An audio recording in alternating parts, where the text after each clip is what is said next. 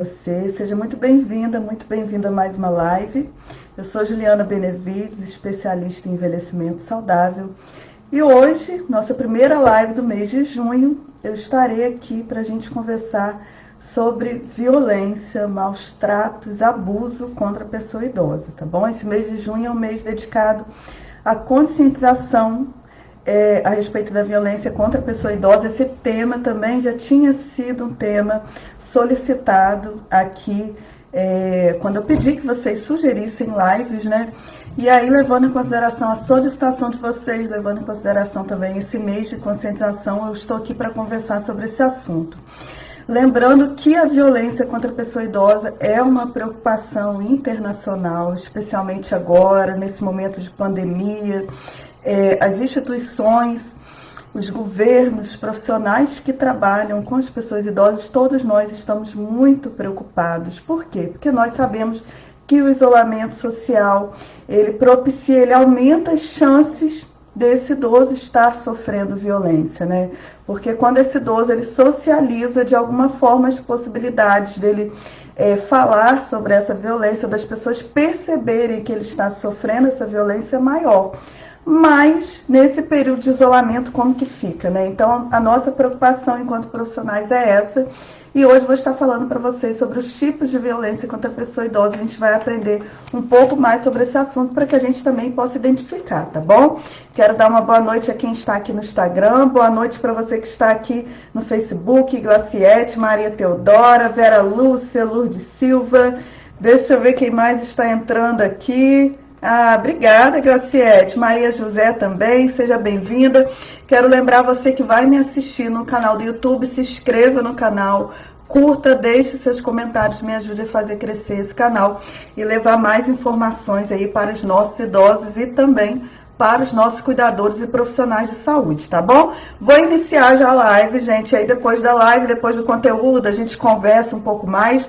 Vocês podem também, durante a live, ir colocando as perguntas de vocês e eu vou respondendo ou durante a live ou durante a explicação ou após a explicação do tema, tá bom? Lucimara Lindona, aluna do SOS Alzheimer, seja bem-vinda também. Ivana Fernandes aqui no Instagram também, seja bem-vinda. Vamos lá, gente. Primeiro ponto que a gente precisa conversar a respeito da violência contra a pessoa idosa é: a violência, ela pode vir por ação ou por omissão.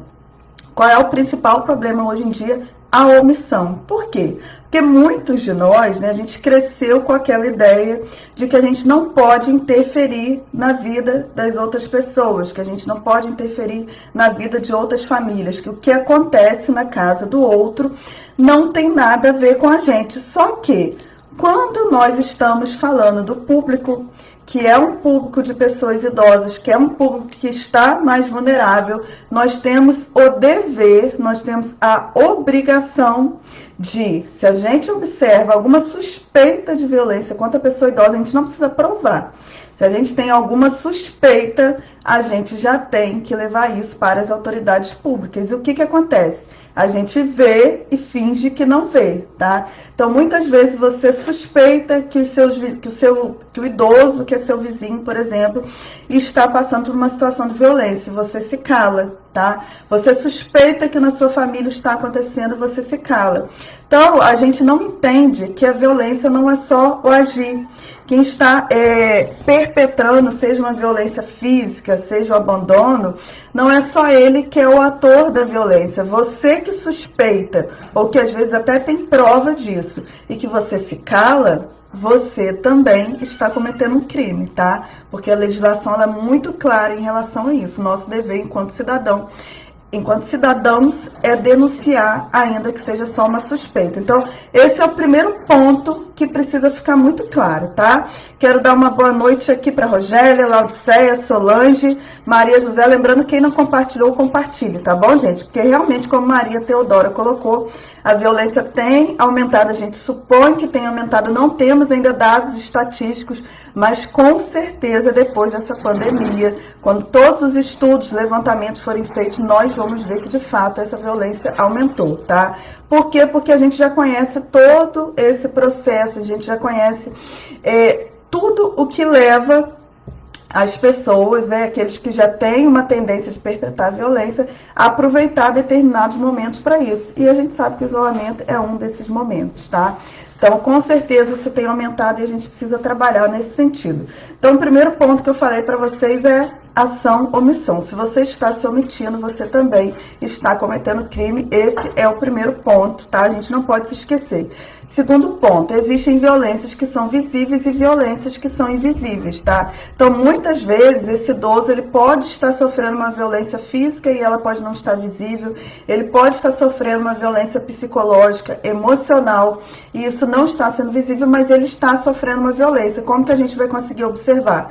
Quando a gente observa que o comportamento do idoso mudou, às vezes o idoso ele fica pouco comunicativo, né? Ou ele fica muito choroso, ou você percebe que ele está muito apático. Então, ao longo dessa semana, inclusive, a gente vai conversar um pouco mais sobre esses sinais, tá? Mas hoje, especificamente, a gente vai falar sobre os tipos de violência.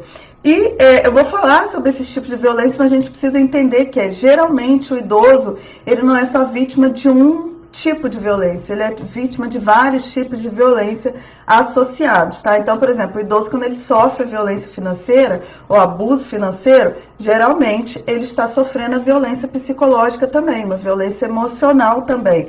Então, os tipos de violência, eles estão muito associados, tá? E, em geral, os idosos que estão mais suscetíveis à violência são idosos que já são doentes, que já tem algum tipo de dependência, né? Algum tipo de dependência física ou uma dependência cognitiva, ou o idoso mais pobre, ou seja, que não tem muitas condições financeiras, e aí muitas vezes ele sofre, inclusive, a violência psicológica, porque a família utiliza disso, chantageia o idoso muitas vezes. Olha, se você fizer assim, se você falar isso, então eu vou te abandonar, então eu não vou cuidar de você, então eu não vou prover os cuidados, tá? Então, quanto mais frágil é esse idoso, quanto mais dependência física ele tem, ou dependência financeira, maiores as possibilidades dele sofrer as violências, tá? E aí eu vou falar para vocês os tipos de violência que a gente tem, que a gente classifica, né? E detalhar um pouco mais sobre esse tipo de violência para a gente entender. Primeiro tipo de violência que a gente mais conhece e que é muito clara é a violência física, só que nem sempre ela é visível, tá? Então, muitas vezes o idoso vai ter uma lesão, ele vai chegar no hospital, por exemplo, vai dizer que ele sofreu uma queda, que ele escorregou, às vezes o profissional cai nesse papo, porque o idoso não vai falar, que é o familiar, claro, muitas vezes por conta dessa violência psicológica, o familiar fala que vai abandonar o idoso, e etc., e o idoso não fala. Muitas vezes ele vai dizer que ele escorregou, que ele caiu, que ele foi subir numa cadeira, por exemplo, né, e acabou caindo no chão, e muitas vezes essas lesões foram causadas por familiares, tá? Lembrando que sempre a maior parte da violência contra a pessoa idosa é perpetrada pela própria família, tá? Não são pessoas distantes, são pessoas íntimas que cometem violência contra a pessoa idosa. Só que muitas vezes essa violência física, ela não é visível, porque os familiares que cometem violência ou as instituições, muitas vezes não são bobos, né? Eles sabem que se deixar alguma marca, deixar algum sinal, as instituições elas vão perceber. Então, às vezes essa violência ela não é perceptível, tá? Às vezes joga o idoso no chão, não vai ficar um sinal ali, um apertão, enfim, algum sinal físico no sentido de mancha, alguma coisa assim. Ele vai jogar o idoso para que ninguém desconfie que foi ele, né? E aí o idoso vai falar que escorregou, que caiu, enfim, um tapete estava ali no chão, mas muitas vezes não é visível. Então isso a gente precisa observar também. Você, por exemplo, que é profissional da área de saúde, né?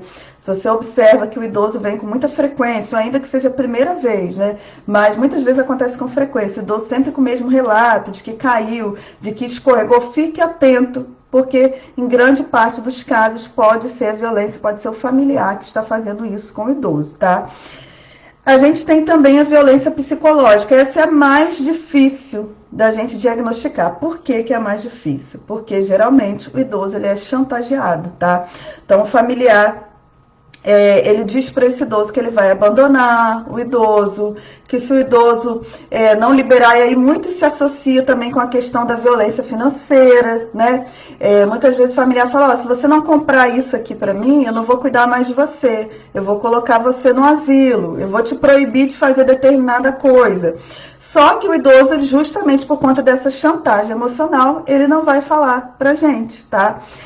que ele está passando essa violência física. Acontece muitas vezes também a chantagem no sentido também relacionado à questão financeira, né? Olha, gente, eu vejo isso muito, principalmente com a juventude agora dos 25, dos 30 anos, tá? A galera que não quer trabalhar, não quer ter um emprego formal, e aí muitas vezes até simulam depressão, simulam ansiedade, simulam doenças físicas para não trabalhar e chantageiam o idoso com isso, sabe? Olha, se você não me der, eu vou me matar. Eu já vi de tanta coisa no hospital que vocês não têm noção, tá? Eu já vi, por exemplo, recentemente, inclusive, uma jovem que ela fingia que ela estava com depressão, que ela se automutilava. E a automutilação é um problema seríssimo. E até a gente conseguir observar isso, né?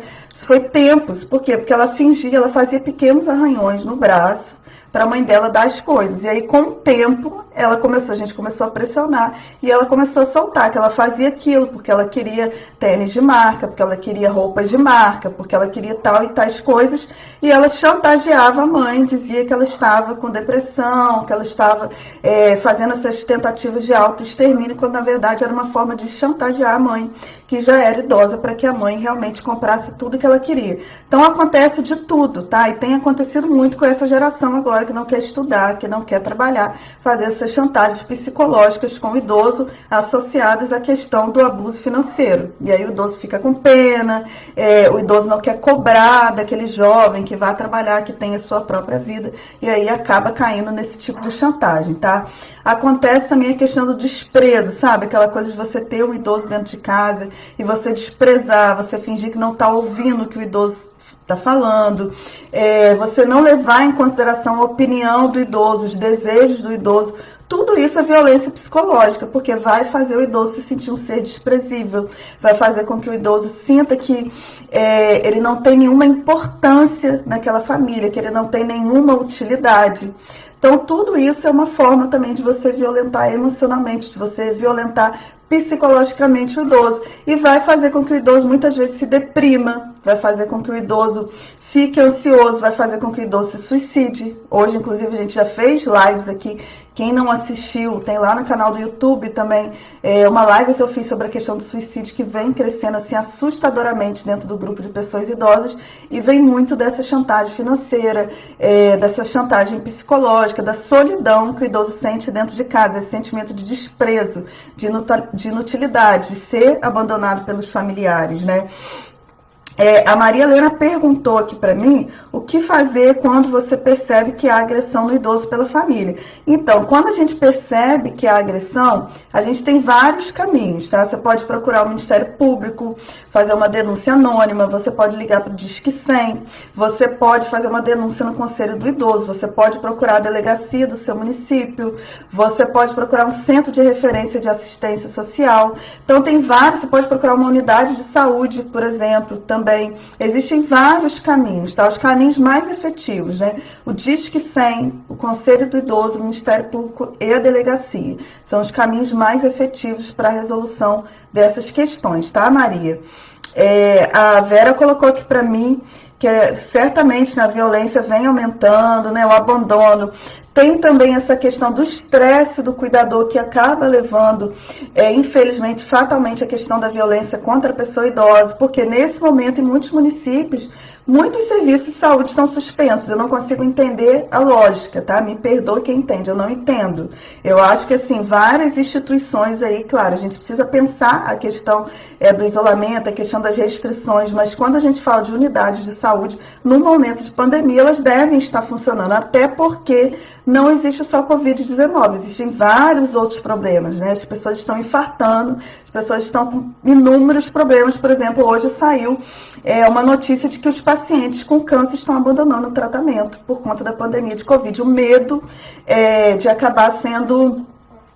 de acabar tendo, né, a Covid-19. Então, as unidades deveriam estar funcionando, mas a gente sabe que grande parte não está. E aí, o que acontece? Os cuidadores ficam sozinhos, ficam desassistidos, e isso aumenta o estresse aumenta a possibilidade desse cuidador acabar sendo violento também com o idoso, tá? Deixa eu ver, alguém me fez uma perguntinha. Boa noite, Francisquinha. Boa noite, Marinês. como identificar e diferenciar essas situações, né? Essa violência psicológica. Então, gente, até antes de eu seguir falar os outros tipos de violência, geralmente para a gente conseguir tirar do idoso, a gente vai ter que criar um vínculo. O idoso, ele não é assim como acontece com criança, também pequena, não comparando idoso a criança, mas em casos de violência contra criança e contra idoso, nós estamos falando de públicos que estão mais frágeis, seja do ponto de vista financeiro, seja por algum problema de saúde.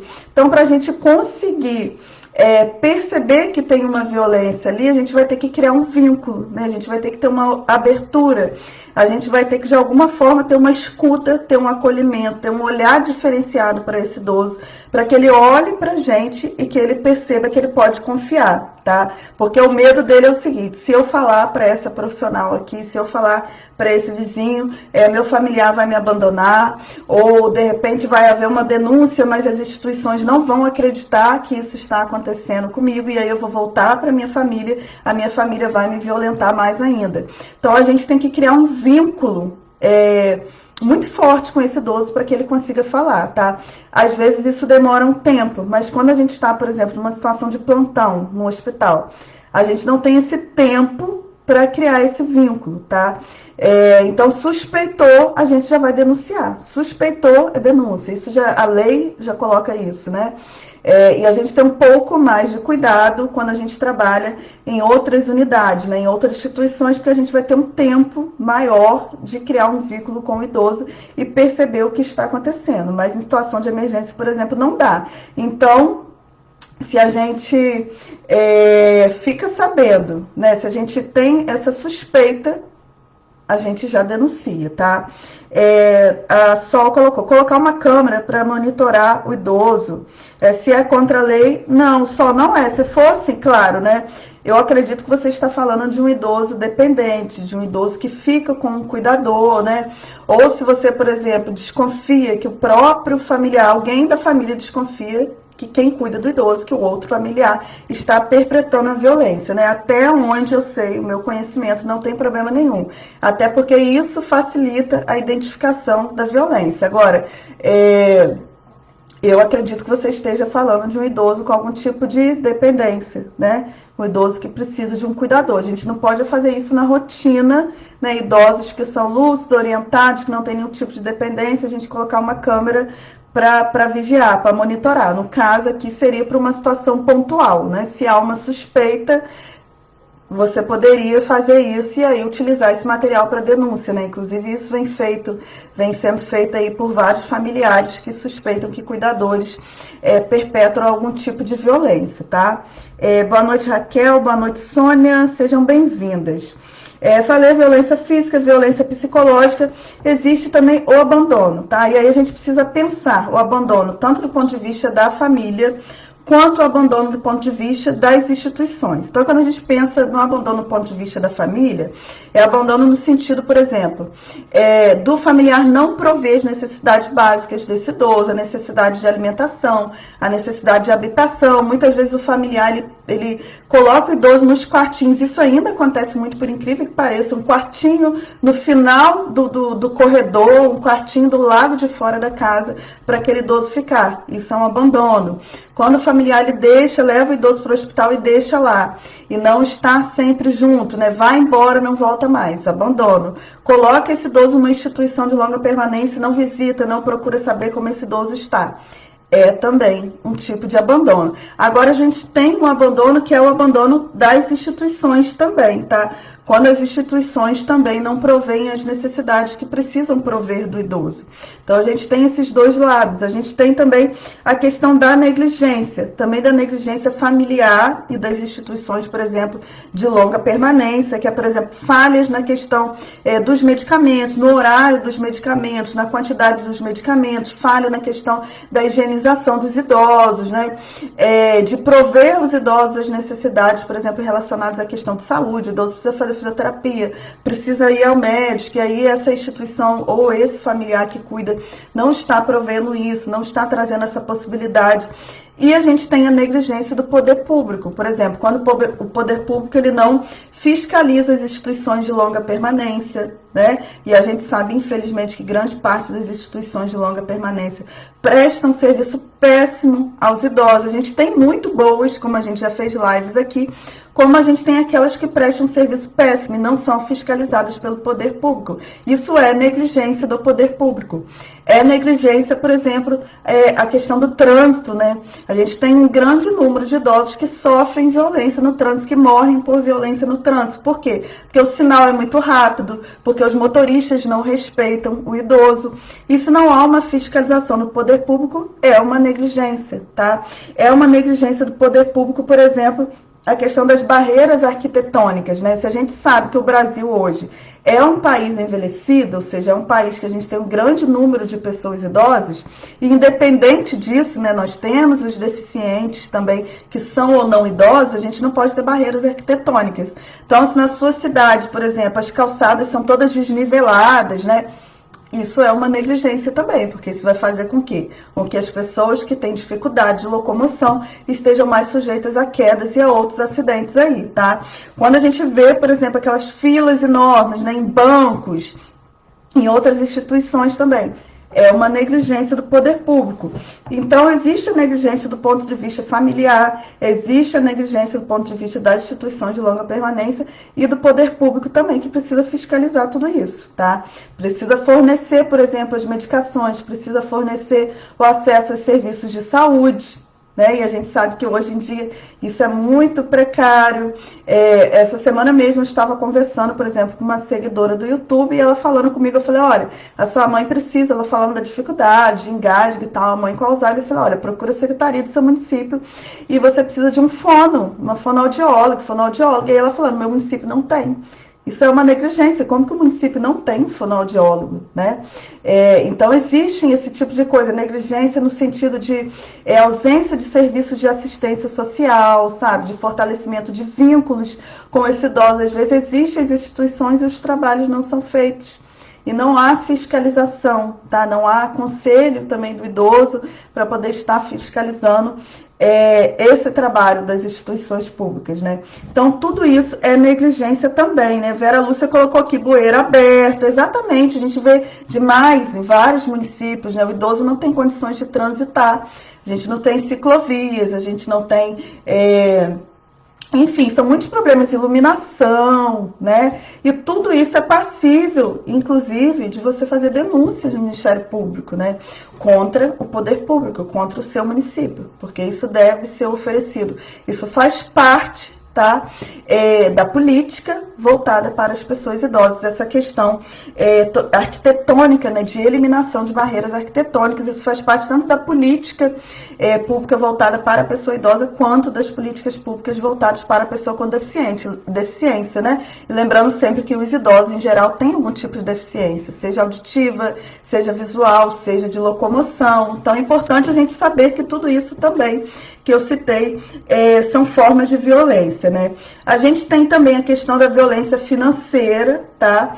É muito comum, infelizmente, e hoje a gente sabe que grande parte das famílias onde há pessoas idosas, esse idoso, ele é o provedor.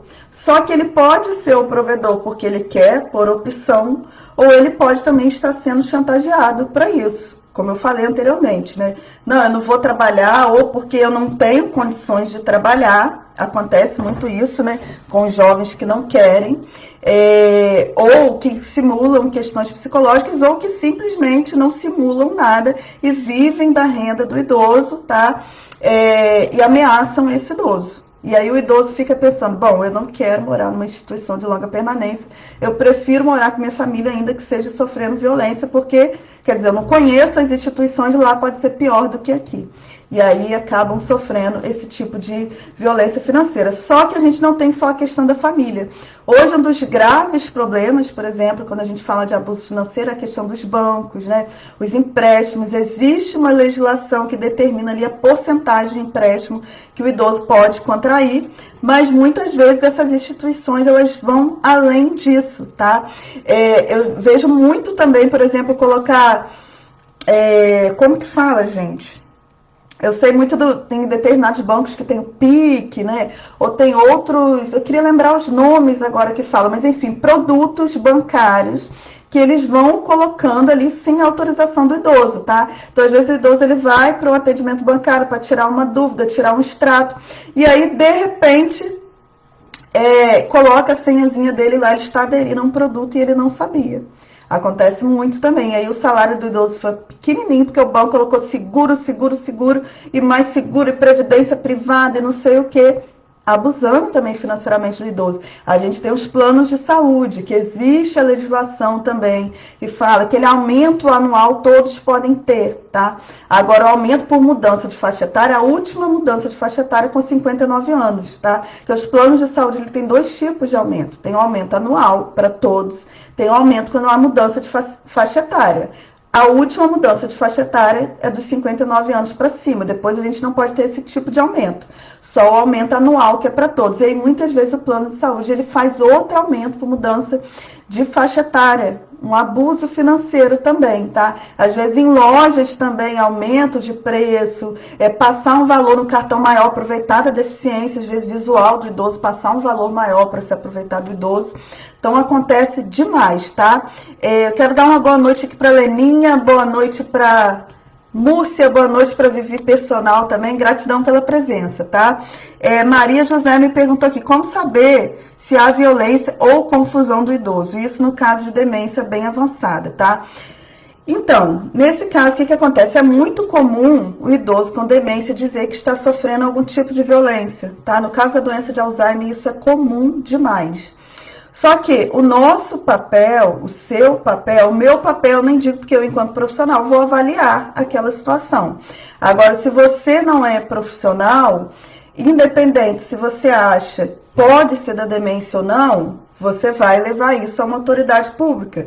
Quando chegar na autoridade pública, isso vai ser avaliado. Será que é porque esse idoso sofre a demência? Por exemplo, o idoso que tem Alzheimer, ele tem mania de dizer, ele esquece que ele já comeu e ele diz que o familiar não está oferecendo a comida. Ele diz que o familiar não está oferecendo o banho, não está oferecendo a medicação.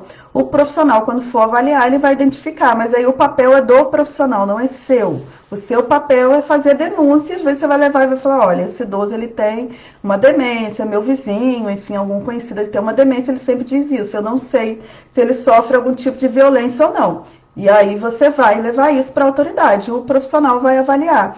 Em geral, quando esse idoso tem algum tipo de demência, né, na maioria dos casos não é violência. Agora, existem casos de violência sim. Como eu falei, idosos demenciados, idosos que têm algum tipo de problema físico, algum tipo de dependência física, eles são mais vulneráveis a sofrer violência. Então, a gente tem que avaliar cuidadosamente para conseguir observar se ele sofre algum tipo de violência ou não, tá? Josilene falou que está gostando da aula. Que bom, Jo! Seja bem-vinda, Sueli também. Deixa eu ver quem mais. Acho que eu dei boa noite aqui para todos, né? Na questão da violência financeira tem mais uma coisa também, que é, por exemplo, a questão dos reajustes que não acontecem no âmbito da Previdência Pública, a questão da demora para avaliar os processos dos idosos, a questão da demora para liberar o BPC, que é o benefício de prestação continuada, também é uma forma de violência, tá? E muitas vezes o familiar ele vai ser orientado a procurar a defensoria pública, por exemplo, que vai aí fazer com que os processos relacionados ao idoso tramitem mais rápido, especialmente se esse idoso tiver mais de 80 anos, que ele já tem mais uma prioridade, né? Então, assim, quando a gente pensa em violência, a gente precisa pensar em tudo isso. Violência no âmbito da família, violência no âmbito das instituições, violência no âmbito do poder público. E todos nós, enquanto sociedade, precisamos estar atentos. Agora, existe um último tipo de violência, né? Aí vocês podem já ir colocando as outras perguntas de vocês, que é mais difícil de identificar e que normalmente o profissional, ele não faz esse registro, tá? Não faz a notificação compulsória, que é a autonegligência. O que é a autonegligência? É quando esse idoso ele é negligente com ele mesmo. Isso acontece muitas vezes quando o idoso está depressivo, num processo de depressão, ou quando ele está com alguma doença que não tem possibilidade de cura, alguma doença que fez com que ele estivesse mais limitado, dependesse de outras pessoas. A solidão, o abandono dos familiares, muitas vezes vai fazer com que esse idoso tenha o desejo de morrer. E aí, quando ele tem esse desejo de morrer, ele para de comer, ele para de se preocupar com a higiene, ele se isola socialmente, né? Ele deixa de buscar aprender coisas novas, enfim, tudo que ele puder deixar de fazer para que ele evolua para a morte, ele vai deixar de fazer. Ou tudo que ele faça que gere, né, que leve logo à morte, ele vai fazer. Então, assim, a autonegligência é algo que a gente precisa se preocupar e que a gente precisa estar atento, porque está relacionado com aquilo que eu falei anteriormente, que é o aumento do número de suicídios entre pessoas idosas. Então, a gente precisa estar muito atentos, tá? Boa noite, Elane. Que bom, Raquel, que bom que você continua aí acompanhando a gente, tá? Eu fico muito feliz aqui pela sua presença. E, gente, assim, o que eu quero, assim, que a gente saia dessa live aqui com algo no coração, tá? A gente não pode deixar, a gente não pode continuar, nós não podemos continuar nos silenciando diante da violência contra a pessoa idosa. A violência contra a pessoa idosa é um problema meu, é um problema seu, é um problema de todos nós enquanto sociedade, tá? Como eu falei, quando a gente fala de criança, quando a gente fala de idoso, e eu aproveito para alertar também da violência contra as crianças, né? A gente fala de pessoas que estão mais vulneráveis. Não significa que todos, óbvio, um idoso que não tem nenhum problema de saúde, que está andando, né? Que tem boas condições financeiras, dificilmente esse idoso ele vai passar por determinados tipos de violência. Talvez passe pela violência psicológica, no sentido do preconceito das pessoas, né, dos mitos que as pessoas têm relacionados à questão do envelhecimento, mas dificilmente, por não depender de outros, vai passar por outros tipos de violência. Geralmente é uma pessoa mais esclarecida, uma pessoa com nível educacional maior. Agora, quando a gente fala de idosos com mais problemas financeiros, quando a gente fala de idosos que têm doenças, de idosos que têm demências, de idosos que precisam de outras pessoas, a gente precisa ter um olhar mais aprofundado.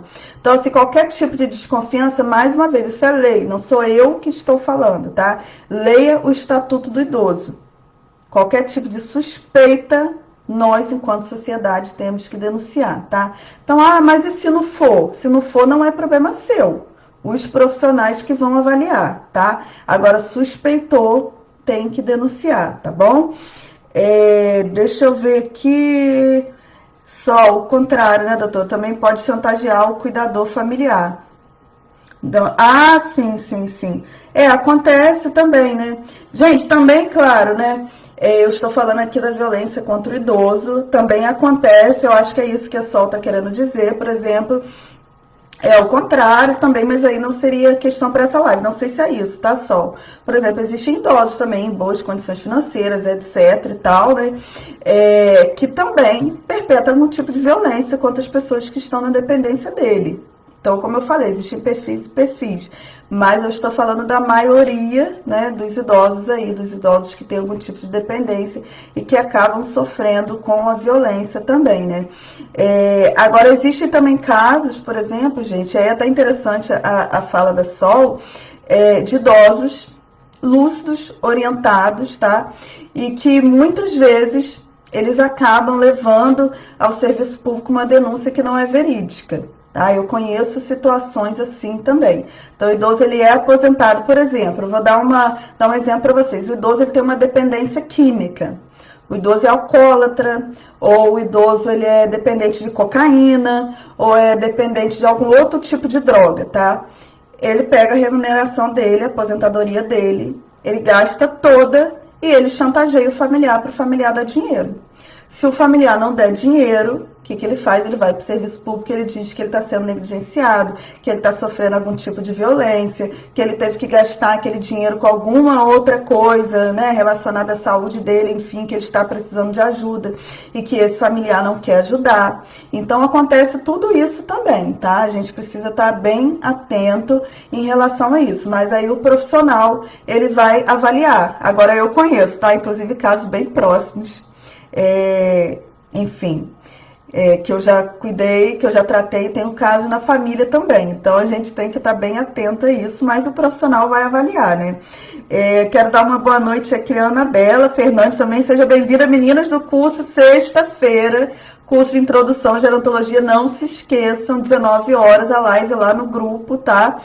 No grupo exclusivo, lembrando você que quer aprender mais sobre envelhecimento, sobre cuidar da pessoa idosa, se inscreva, vocês têm 3 dias para se inscrever, tá? O curso começa na sexta-feira, às 19 horas, Introdução à Gerontologia. Então, você que é cuidador, é profissional, quer aprender comigo sobre envelhecimento, sobre os conteúdos básicos, né? Por isso que a Introdução à Gerontologia é módulo 1, que são os conteúdos básicos. Depois a gente vai ter módulo 2, módulo 3, até passar aí todos os conhecimentos que eu tenho da gerontologia para vocês, tá bom?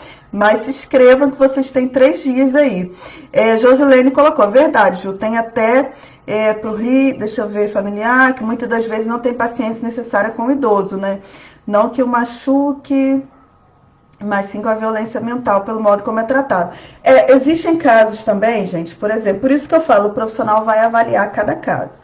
Por exemplo, o idoso ele tem uma dependência física, isso aí eu quero chamar a atenção do idoso, se for o seu caso que está aqui, tá? Ele tem uma violência, ele tem uma dependência física, tá? Então ele não anda, ele é cadeirante, o que for. E aí o que acontece? Ele não aceita a situação dele. Por ele não aceitar a situação dele, ele acaba jogando toda a decepção, toda a frustração dele em cima do cuidador, tá?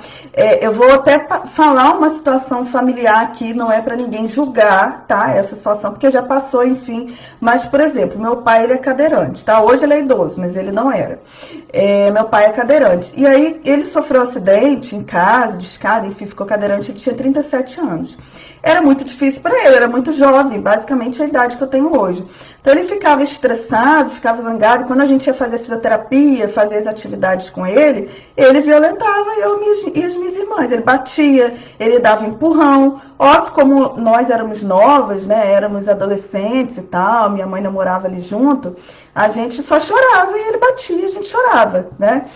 Acontece muito com o idoso, às vezes não de violência física com o cuidador, mas acontece também, porque eu já vi, mais violência psicológica, sabe? O cuidador tá ali ajudando, tá sendo carinhoso com o idoso tá xingando o cuidador. Só que a gente tem que fazer uma avaliação. Deixa eu ver, acho que acabou o vídeo aqui do Facebook, eu acho que saiu. Ai, que pena. Que pena, vamos ver. Gente, tá funcionando aqui no Facebook? Se tiver, coloquem aí para mim, mas para mim não está aparecendo aqui. Deixa eu só fazer um teste, pessoal do Instagram. Abrir uma outra página do Face aqui, só para eu ver se a live está passando, tá? O vídeo. Senão eu vou ter que reiniciar no Facebook. Que pena. Vamos ver aqui. Ai. Acho que bloqueou tudo, gente. Que situação. Vamos ver aqui rapidinho. Sempre acontece isso agora, né? Ai, fico chateada com isso. Deixa eu ver se voltou aqui. No Face, acho que não voltou, gente. Acho que eu vou ter que abrir outra live no Facebook só para fechar esses comentários últimos aqui.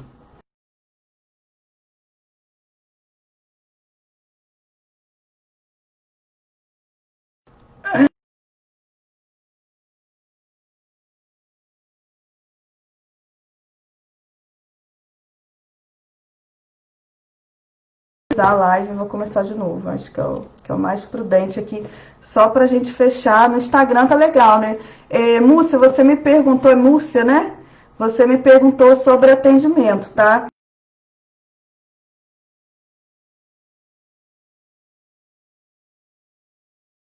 Avaliação, orientação, mentoria em gerontologia. Mas no momento eu nem tô fazendo, tá? Porque eu tô me dedicando aos cursos também. Então eu não tô fazendo esse tipo de atendimento individual.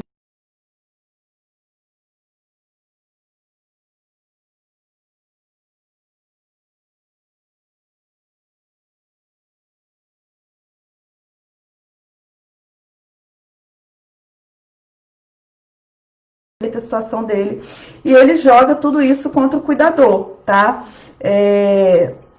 Então a gente precisa estar muito atento a isso também. Nesse caso, o cuidador também ele precisa se posicionar, tá? Ele não está sabendo lidar, que ele também vai jogar tudo isso sobre o cuidador. Então, o cuidador